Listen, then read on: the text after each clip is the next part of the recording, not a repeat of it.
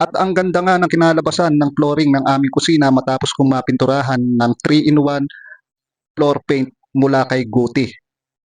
At dahil dito ay nakatipid kami ng pagpapatiles sa aming kusina. So ito nga pala siya mga kapaintek, itong 3-in-1 floor paint gawa ni Guti. Bakit ba siya tinawag na 3-in-1? Kasi primer na siya, kulay at top coat, kaya tinawag siyang 3-in-1. So paano ba gamitin? So ganito lang, panoodin nyo ang aking video.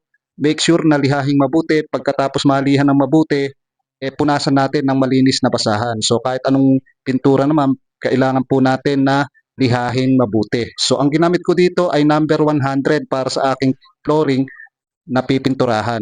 So 100 grit mga kapaintek, yung sandpaper na inyong gagamitin. So conforme rin sa inyo yan, pwede ring mas magaspang pa dito, nasa sa inyo na yan mga kapaintek. Pagkatapos ko nga maliha, pinunasan ko ng malinis na basahan yung buong flooring na aking papahiran ng pintura.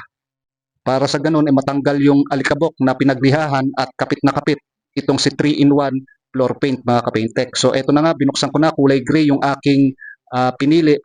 Pero marami kayong klase ng kulay na pwedeng pamilian. Nasa sa inyo na yan mga kapaintek kung ano gusto nyo at nababagay sa inyong bahay. Ano? So napili ko dito kulay gray. So after nga pong malatagan, ayan, pati si Mrs. ginanahan magpahid ng pintura. So tinulungan nga ako dahil nakita niya na talagang maganda yung kinalabasan. At ang kagandahan dito, huwag kayong mag-alala dahil hindi ito madulas. So makapit din siya, kaya ayan siya, napakaganda ng kinalabasan.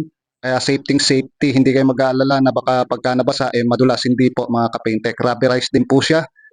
At sa mga gustong umorder, nandyan po yung link sa aking yellow basket mga kapaintek. So yun lang at maraming salamat.